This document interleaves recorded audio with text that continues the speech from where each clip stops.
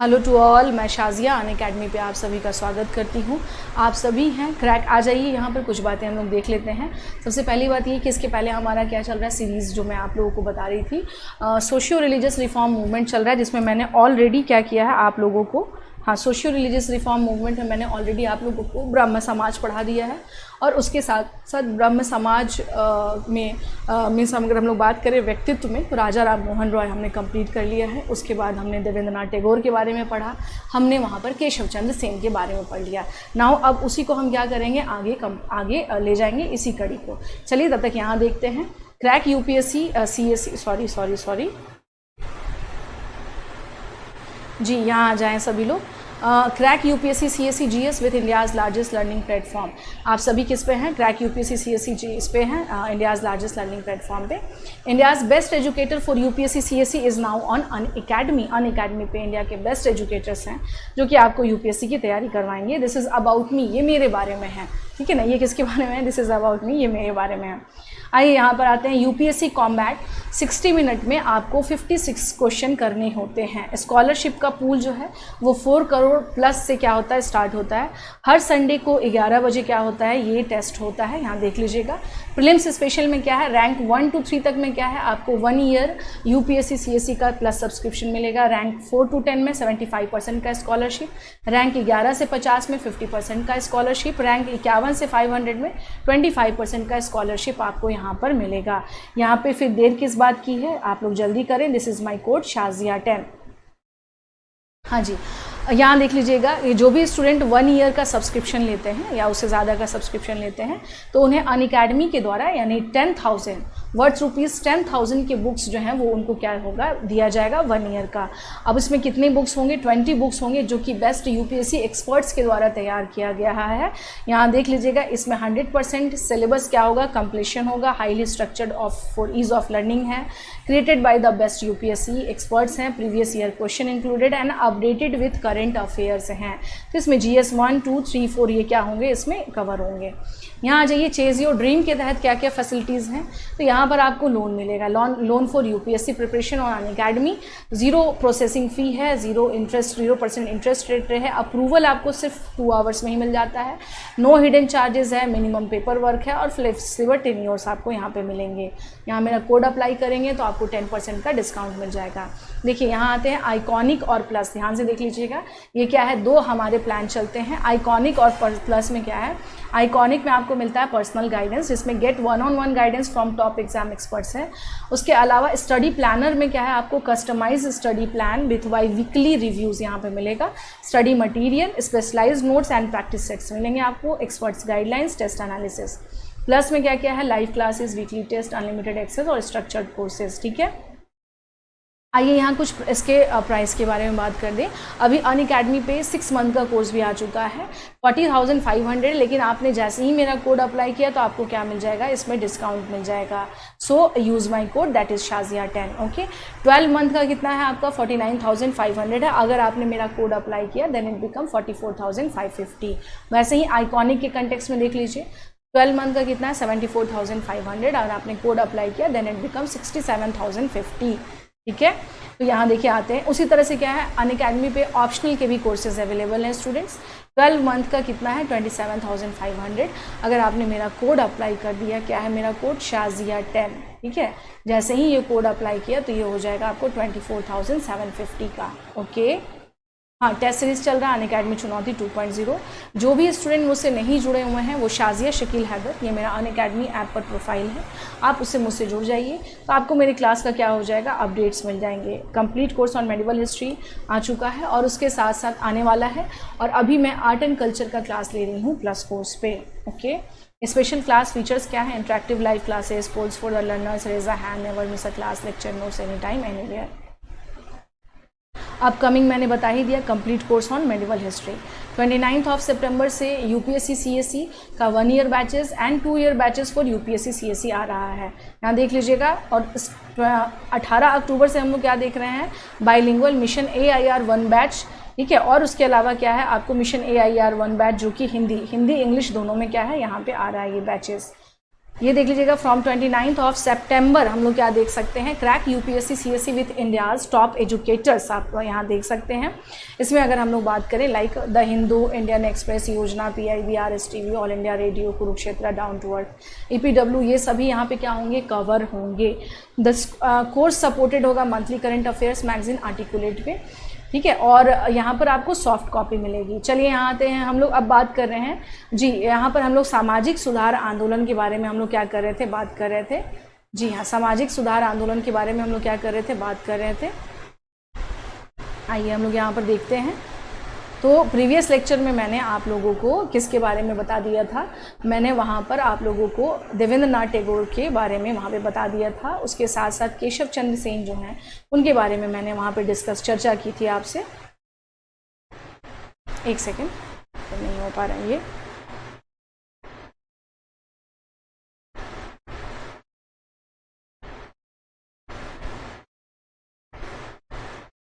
एक सेकेंड रुक जाइएगा।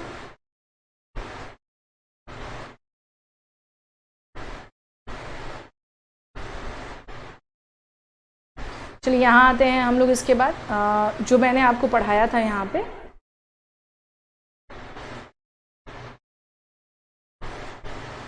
ये तो पहले भी स्लाइड पे आ गए हम लोग। नहीं, रुक जाइए, एक सेकेंड रुक जाइए, एक सेकेंड।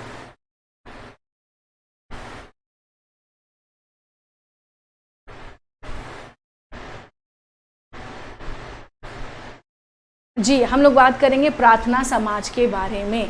नाउ नेक्स्ट पेज पे हम लोग आएंगे, प्रार्थना समाज के बारे में पढ़ेंगे कि प्रार्थना समाज की क्या भूमिका रही और इसके द्वारा समाज में क्या चेंजेस आए, ठीक है ना, इसके द्वारा समाज में क्या चेंजेस आए।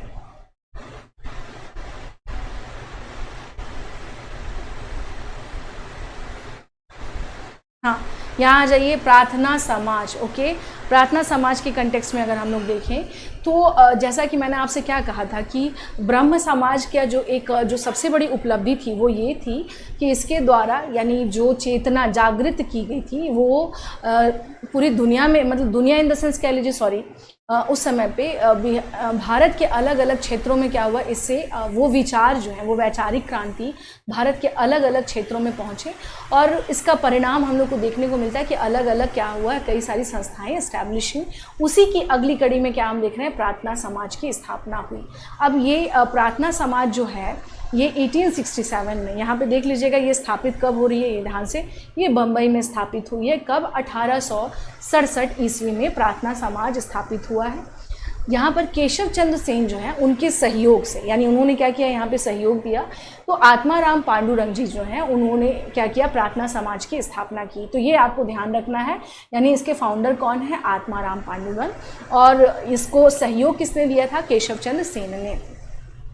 1849 में परमहंस सभा, ये ध्यान से सुन लीजिएगा, परमहंस सभा के नाम से धार्मिक समाज का शुभारंभ हुआ था, जो कि मानते हैं कि यथार्थ में क्या था कि ये अगर देखा जाए तो प्रत्यक्ष या अप्रत्यक्ष रूप से यह ब्रह्म समाज की ही क्या थी, एक शाखा थी।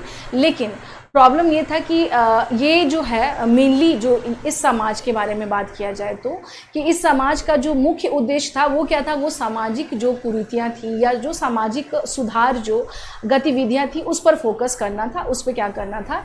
तो इसका प्रभाव जो है, यानी अगर बात करें जैसे ब्रह्म समाज का हम प्रभाव देखते हैं कि बहुत बड़े क्षेत्र में उसका प्रभाव है, तो वैसा प्रभाव इसमें हम लोग नहीं देख रहे हैं कि उस टाइम तक क्या था, इसका प्रभाव जो था, यानी इसके पहले जो शाखा स्थापित थी परमहंस सभा के बारे में बात कर रही हूँ मैं। तो परमहंस सभा के कंटेक्स्ट में अगर देखा जाए तो इसका जो प्रभाव के बारे में बात करें तो यानी इसका जो क्षेत्र था वो क्या था, काफ़ी सीमित था, यानी इसका दायरा जो था वो क्या था, उस समय पे सीमित था।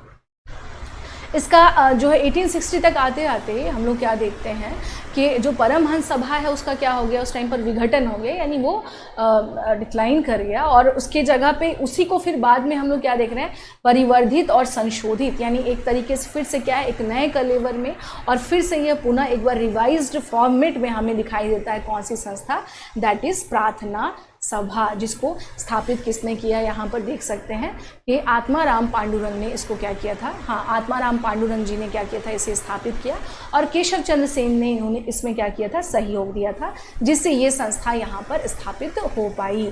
अब यहाँ देखेंगे कि प्रार्थना सभा का मुख्य जो उद्देश्य था, क्या उद्देश्य था, क्या कार्य था, ये सब हम लोग यहाँ पर अब देखेंगे। ठीक है, देखिए अब यहाँ पर अगर बात किया जाए तो इससे बहुत महत्वपूर्ण व्यक्ति जो स्पेशली जो उस समय पे महाराष्ट्र में हम लोग क्या देख रहे हैं कि वहाँ के जो महत्वपूर्ण जो व्यक्ति थे वो लोग इससे क्या थे, जुड़े हुए थे। ठीक है ना, इसके कंटेक्स्ट में अगर देखा जाए तो जैसे उनकी सहभागिता थी, कैसे हम लोगों ने ब्रह्म समाज में देखा कि एक समय आता है कि उसमें बड़े बड़े जो स्कॉलर्स हैं, विद्वान हैं, वो सब जुड़ते चले गए। तो इससे कोई भी संस्था या कोई भी जो सभा या समाज है वो क्या होती है, पॉपुलर होती है, लोगों के मध्य क्या होता है, उसकी लोकप्रियता बढ़ती है। सेम लाइक दैट हम लोग क्या देख सकते हैं कि इससे कौन कौन लोग जुड़े हुए थे, तो यहाँ पे महादेव गोविंद रानाडे जी भी इससे जुड़ चुके थे। ठीक है, आर.जी. भंडारकर जी उससे जुड़ चुके थे और एन.जी. चंद्रावारकर जी जो हैं ये भी इससे जुड़ चुके थे। ये उस समय के वहाँ के क्या थे, काफ़ी ये लोग फेमस पर्सनैलिटीज़ थे, बहुत ही कह लीजिए कि बहुत ही इम्पॉर्टेंट वहाँ के क्या थे, ये स्कॉलर्स थे, बुद्धिजीवी थे, इंटेलेक्चुअल्स थे। तो इनका प्रार्थना समाज से जुड़ना प्रार्थना समाज को एक नई गति क्या करता है, प्रदान करता है। क्योंकि मैंने आपसे क्या कहा, जन समर्थन देखा जाता है कि लोकप्रिय नेता कौन है जिसको क्या हो, बहुत बड़ी संख्या में उनको क्या हो, जन समर्थन मिला हो। तो जन समर्थन के कंटेक्स्ट में हम लोग क्या देख रहे हैं कि इनको एक बहुत बड़ी संख्या में क्या था, जन समर्थन था और ये काफ़ी क्या थे, उस समय लोकप्रिय थे।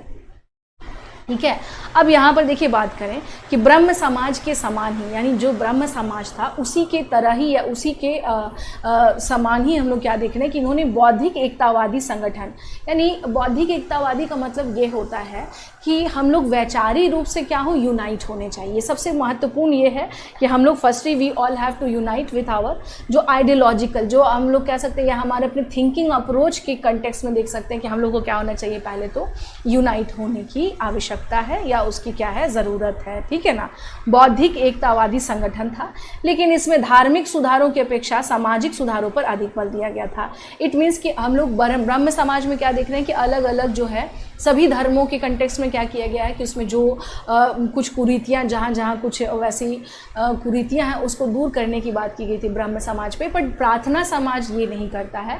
प्रार्थना समाज का टारगेट हम लोग क्या देख रहे हैं कि इनका मेन फोकस किस पे था, तो इनका मेन फोकस था कि हम सामाजिक सुधार हम करेंगे, सोशल रिफॉर्म पे हमारा क्या था, फोकस ज़्यादा था।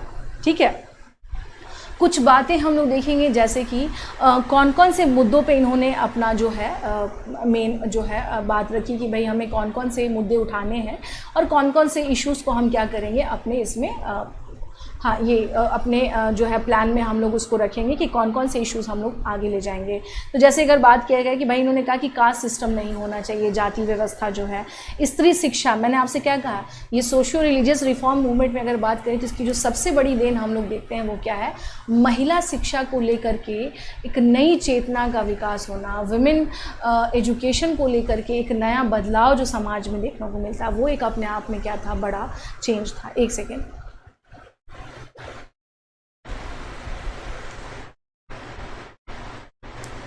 है ना, वो अपने आप में क्या था, एक बड़ा बदलाव हम लोगों को देखने को मिलता है।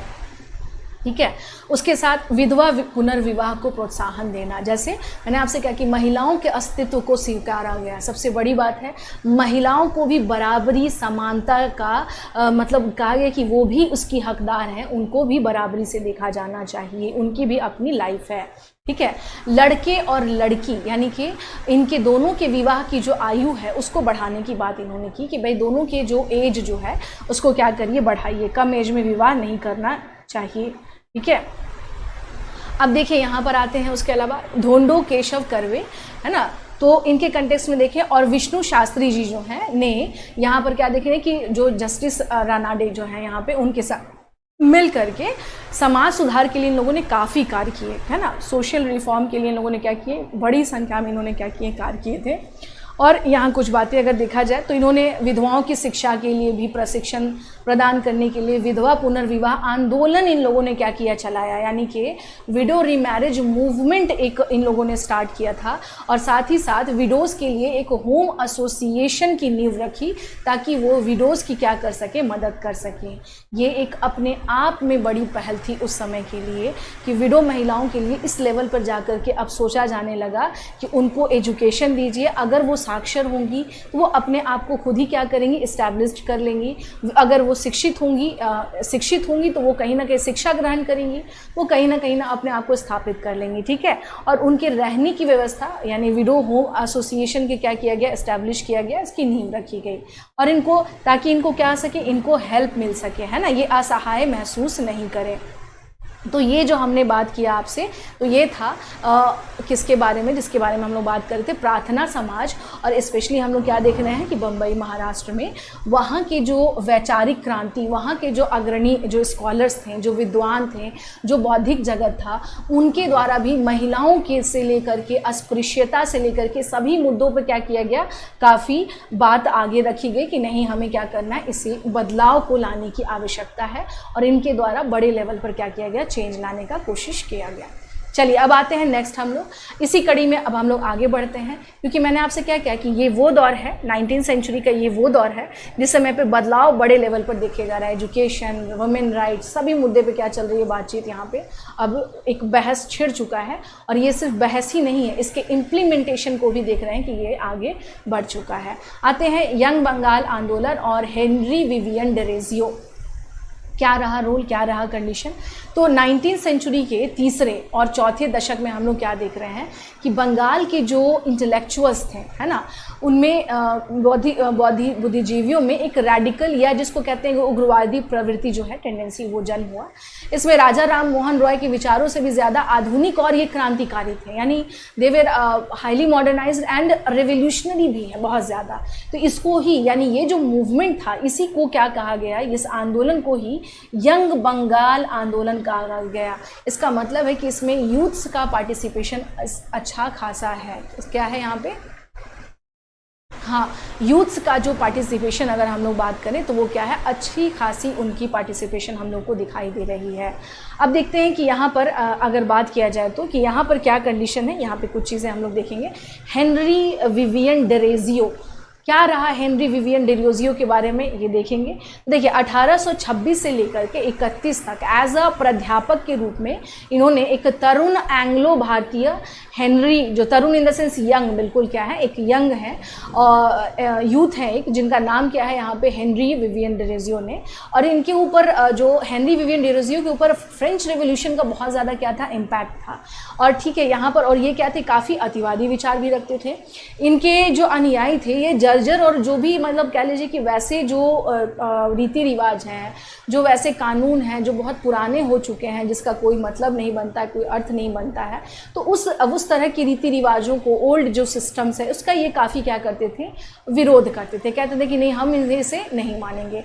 हाँ, स्पिरिचुअल लेवल पर यानी आध्यात्मिक कंटेक्स्ट पे अगर देखा जाए तो मानते थे कि ज़रूरी है कि आपका इनर जो सॉइल मतलब साउल है, हमारी अंतर आत्मा जो है, या हम आध्यात्मिक स्तर पर क्या होने चाहिए, काफ़ी उन्नत होने चाहिए। जितनी लिबरल सोच के हम होंगे, हमारा समाज उतना ही क्या होगा, प्रगति की ओर आगे बढ़ेगा, ये आगे की ओर जाएगा। तो यहाँ पर देख लीजिएगा कि अगर हम लोग बात किया जाए कि ये जो डेरोजियो थे, ये बेसिकली इनके ऊपर प्रभाव किसका था, फ्रेंच रेवोल्यूशन का बहुत ज़्यादा क्या था, इम्पैक्ट था, बहुत ज़्यादा इसका क्या था, प्रभाव था। ठीक है, एक सेकेंड, हाँ जी। अब यहाँ पर हम लोग क्या देखते हैं कि इन्होंने यानी आध्यात्मिक उन्नति, यानी लोग पढ़ें लिखें और क्या हो, उन्नत हो, और समाज सुधार के लिए, ठीक है ना, समाज में चेंज लाने के लिए academic association and society for the execution, ये देख लीजिएगा, एंड सोसाइटी, यानी इन्होंने क्या किया कि इस्टेब्लिशमेंट किया, किसका हम लोग देख रहे हैं यहाँ पर, हाँ, society for the acquisition of general knowledge, ठीक है ना, एक्विजिशन ऑफ जनरल नॉलेज, जैसे कई संगठनों को इन्होंने क्या किया, इसकी स्थापना की। और एंग्लो इंडियन हिंदू एसोसिएशन, ये ध्यान से सुन लीजिएगा इसमें कि इनकी संस्था के कंटेक्स्ट में अगर देखा जाए तो एंग्लो इंडियन हिंदू एसोसिएशन, बंग हित सभा, ये सब आपको ध्यान रखना है, ठीक है ना। बंग हित सभा और डिबेटिंग क्लब का भी गठन किया। तभी तो इसको मूवमेंट कहा जा रहा है। आंदोलन क्यों कहा जा रहा है? क्योंकि एक दो चीज़ें नहीं, कई सारी जो संस्थाएं हम लोग क्या देख रहे हैं कि वो क्या की गई हैं, इस्टेब्लिश्ड की गई हैं, जो हम लोग देख सकते हैं, जैसे academic association, society for the acquisition of general knowledge, debating club, ठीक है, एंग्लो इंडियन हिंदू एसोसिएशन, बंग हित और डिबेटिंग क्लब, इसकी इन्होंने क्या की, स्थापना की। यानी एक तरुण युवा है ना, एक युवा जो है, जो जिसके विचार कैसी है, काफ़ी क्रांतिकारी है, समाज में बड़े स्तर पर बदलाव लेकर आना चाहते हैं। ये लेडी किससे, फ्रांसीसी क्रांति से ये अत्यधिक क्या है, प्रभावित हैं। और इन्होंने क्या किया कि यहाँ पर हम लोग देख रहे हैं कि फ्रांस में न सिर्फ प्रभावित है, जबकि प्रभावित होने के साथ साथ इन्होंने इसके लिए कई अथक प्रयास भी किए हैं, ठीक है। अब यहाँ पर आते हैं, यहाँ पर इन्होंने एक दैनिक समाचार पत्र भी निकाला था, ईस्ट इंडिया नामक दैनिक समाचार पत्र का इन्होंने संपादन किया था। और जो कलकत्ता का जो एक हिंदू कॉलेज था, इसका एक प्रमुख केंद्र रहा। बहुत ही अगर इसमें देखा जाए तो इन्होंने सीधे सीधे ये कहा था कि महिलाओं की शिक्षा को लेकर के क्या करना चाहिए, काम करने की आवश्यकता है। हाँ, काम करने की आवश्यकता है और महिलाओं को जितना हो सके उनको क्या किया जाए, ज़्यादा से ज़्यादा क्या किया जाए, उनको एजुकेशन प्रोवाइड कराई जाए। ये मेन मोटो था किसका, हेनरी विवियन डेरेजियो का। यहाँ कुछ बातें देख लीजिएगा, जैसे अगर हम लोग बात करें यहाँ पे, पर प्रॉब्लम ये था कि बहुत लंबे समय तक जीवित नहीं रह सके। 1831 में ही डेरेजियो की मृत्यु हो जाती है, जिससे ये आंदोलन, जो यंग बंगाल मूवमेंट जो चल रहा था, ये बिखर गया। बिखरना इन द सेंस कि अब ये वैसा नहीं रह सका। समस्या ये रहती है कि बहुत जल्दी ही, जिसको कह सकते हैं कि अल्प आयु में ही क्या होता है कि डेरेजियो जो है, इनकी मृत्यु हो जाती है, जिसके कारण हम लोग क्या देखते हैं कि ये जो मूवमेंट है ये यहीं क्या होता है, रुक जाता है। इसके बावजूद भी अब देखिए, हम लोग बात करेंगे कि यंग बंगाल के कंटेक्स्ट में अगर देखा जाए तो, हाँ जी, यंग बंगाल के कंटेक्स्ट में देखा जाए तो इसके बाद भी कौन कौन सी चेंजेस लाने में या कोई किसी प्रकार का बदलाव लाने में क्या ये सफल रहें या नहीं रहें, ठीक है ना। तो सफल में यहाँ देख लीजिएगा, यहाँ हम लोग क्या देख रहे हैं कि राम मोहन रॉय, यानी राजा राम मोहन रॉय के जो विचार थे उसको आगे बढ़ाने का क्या किया, इसने काम किया, या ये जो संस्था थी, ये जो आंदोलन था। और बाद में हम लोग क्या देख रहे हैं कि सुरेंद्रनाथ बनर्जी, बहुत फेमस व्यक्तित्व हैं ये बंगाल के उस समय पे, और बहुत बड़े राष्ट्रवादी नेता, जो लीडर जिसको हम लोग कह सकते हैं, ठीक है। तो सुरेंद्रनाथ बनर्जी जो हैं वो भी बाद में हम लोग क्या देख रहे हैं कि इस आंदोलन में आधुनिक सभ्यता मतलब जुड़े, मतलब इन्होंने कहा है इसके बारे में कि ये जो आंदोलन था ये कहीं ना कहीं से हम लोग क्या देख रहे हैं कि इसने बड़े स्तर पर बदलाव लाया इसने, ठीक है। अब आते हैं, आइए नेक्स्ट पर हम लोग, चूँकि मैंने आपसे क्या किया कि प्रीलिम सीरीज़ के अंतर्गत ही क्या है कि यहाँ पर हम लोग स्पेशली अगर बात किया जाए तो यस, प्रीलिम सीरीज़ के अंतर्गत हम लोग क्या कर रहे हैं यहाँ पर, हम लोग अब आते हैं हम लोग नेक्स्ट ईश्वर चंद्र विद्यासागर पे आते हैं। ईश्वर चंद्र विद्यासागर के बारे में बात करें, he was also intellectual of Bengal, एक बहुत बड़े इंटेलेक्चुअल थे, विचारक थे, पाश्चात्य विचार, इनके बारे में अगर बात किया जाए तो इनके अंदर, ईश्वर चंद्र विद्यासागर जी के अंदर जो हम लोग बात किया जाए तो यहाँ हम लोग क्या देख रहे हैं कि पाश्चात्य विचारों के साथ साथ भारतीय विचारों का भी क्या है, इनमें समन्वय था। और बहुत ही जो एथिकल वैल्यूज़ जो होते हैं ना, नैतिक मूल्य, उसके बहुत ही ऐसे उच्च और नैतिक मूल्यों में ये क्या थे, जो विश्वास रखते थे, जो कि स्पेशली मानवतावाद, ठीक है ना, वो क्या हो, मानवतावाद के लिए क्या हो, समर्पित हो, और काफ़ी उदार थे, लिबरल थे ये, ठीक है। अब इनके बारे में आइए कुछ जानते हैं, इनसे जुड़ी हुई कुछ महत्वपूर्ण बातें। 1850 में हम लोग क्या देखते हैं कि ये संस्कृत कॉलेज के प्रधानाचार्य बने थे, ठीक है। इन्होंने कहा कि भाई जो भाषा है, ठीक है ना, इन्होंने कहा कि कोई भी भाषा जैसे संस्कृत जो है वहाँ पे उसको सबको पढ़ने का एक जो है राइट मिलना चाहिए। उसके साथ साथ इन्होंने क्या किया कि इन्होंने एक संस्कृत शिक्षा के परंपरागत स्वरूप को जो समाप्त किया, और साथ ही इन्होंने क्या किया, कॉलेज में अंग्रेज़ी शिक्षा का प्रबंध किया, जिससे कॉलेज में क्या हो सके, अंग्रेज़ी दृष्टिकोण जो है वो भी आए, लोग अंग्रेज़ी विचार को भी जान सकें। तो मतलब ये है कि संस्कृत एजुकेशन के साथ साथ इन्होंने वेस्टर्न एजुकेशन की भी बात की, कहा कि वेस्टर्न एजुकेशन भी लेना ज़रूरी है, है ना। ज़रूरी क्या है कि वेस्टर्न एजुकेशन भी लिया जाए, वो भी हमारे लिए क्या है, नितांत आवश्यक है। नहीं तो अदरवाइज़ हम क्या होगा कि दुनिया में क्या चल रहा है उससे हम क्या हो जाएंगे, पिछड़ जाएंगे। तो हमारे लिए आवश्यक क्या है कि हम दोनों का समन्वय स्थापित करें, भारतीय संस्कृति भी हमारे साथ साथ चले और पाश्चात्य विचार जो है उसको भी हम साथ में लेकर के चलें, ठीक है। अब इन्होंने संस्कृत शिक्षा के यानी संस्कृत एजुकेशन है उसके कंटेक्स्ट में हम लोग क्या देख रहे हैं कि इसको इन्होंने एक नया रूप प्रदान किया, नई तकनीक विकसित की, ठीक है। बांग्ला भाषा में वर्णमाला भी इन्होंने क्या की थी, संस्कृत पढ़ाने के लिए प्रॉपर बंगाली भाषा में इसके लिए क्या किया, वर्णमाला इन्होंने क्या किया, डेवलप किया था, ठीक है। इन्होंने भी यानी एक सशक्त आंदोलन चलाया, स्पेशली किसके कंटेक्स्ट में, विधवा पुनर्विवाह को लेकर के। इन्होंने कहा कि जो विधवा जो विडोज़ हैं उनके उसको जो है विडोज़ के लिए उनका रिमैरिज होना चाहिए। इसके लिए इन्होंने क्या किया, एक आंदोलन ही चलाया। बहुपत्नी विवाह और बाल विवाह का भी इन्होंने क्या किया, कड़ा विरोध किया। यानी महिलाओं की कंडीशन को लेकर के, महिलाओं की जो अवस्था थी उस समय पे, जो स्थिति थी, उसके लिए इन्होंने भी अथक प्रयास किए। स्त्री शिक्षा को प्रोत्साहन देने के लिए इन्होंने क्या किया था कि बालिका विद्यालयों से ये क्या थे, कम से कम 35 स्कूलों से क्या थे, ये जुड़े हुए थे और जिसमें उसका खुद से ये खर्चा क्या करते थे, वहन करते थे कि भारतीय महिलाएं जो हैं वो क्या हो सके, पढ़ सकें। भारतीय महिलाओं को शिक्षा देना बहुत ज़रूरी है ना। और हम लोग क्या देख रहे हैं यहाँ पर, एक चीज़ यहाँ पर और चीज़ देख लीजिए कि महिलाओं के कंटेक्स्ट में जो एक महिला एजुकेशन को लेकर के जो बहुत ज़्यादा इनके द्वारा जो अथक प्रयास किए गए, तो इसमें हम लोग क्या देख रहे हैं कि इसी टाइम पर जब 1849 में बेथुन कॉलेज जो है के सचिव के रूप में जब इन्होंने भारत में क्या किया, फिर उस समय पे उच्च शिक्षा के क्षेत्र में काफ़ी महत्वपूर्ण काम किए महिलाओं के एजुकेशन के रिगार्डिंग कि नहीं ज़रूरी है क्या कि अगर इनकी स्थिति सुधारनी है तो इनको शिक्षा दीजिए। ये सबसे बड़ा शर्त है अगर किसी की स्थिति को ठीक करना है तो, ठीक है। तो यहाँ पर इनके जो एफर्ट्स थे उस एफर्ट्स का ही परिणाम हम लोग क्या देख रहे हैं, कलकत्ता में बेथुन कॉलेज क्या हुई, स्थापित हुई। बहुत सारी कठिनाइयों का इन्होंने सामना किया, बहुत सारे प्रॉब्लम्स भी आए, बट स्टिल ये डटे रहे, है ना। जो इनके विचार थे उस पर क्या रहे, ये डटे रहे। हाँ, हालांकि सोच लीजिए मैंने आपसे क्या कहा कि जब आप कुछ परिवर्तन के बारे में बात करते हैं तो उस समय उस परिवर्तन का विरोध किया जाता है, लेकिन बाद में वही चीज़ें समझ में आती हैं कि इन्होंने क्या बात ये कह के गए थे। तो उस समय पे इन्हें भी विरोध का सामना करना पड़ा था, ऐसा नहीं है। बहुत सारे ऐसे अभिभावक थे, कई सारे ऐसे पेरेंट्स थे जिन्होंने इनका बहिष्कार किया था कि ये वुमेन के एजुकेशन के बारे में बात करते हैं, बट फिर भी इनका जो योगदान है समाज सुधार के कंटेक्स्ट के विभिन्न क्षेत्रों में वो क्या है, अविस्मरणीय है, जो हम लोग देख सकते हैं, है ना। अविस्मरणीय है जो इन्होंने क्या किया था, अपना एफर्ट्स दिया था। इनके अथक प्रयासों से ही हम लोग क्या देख रहे हैं, महिला शिक्षा जो है उसके क्षेत्र में बहुत सारे सुधार देखने को मिलते हैं बंगाल में। चलिए फिर आज के लिए इतना ही।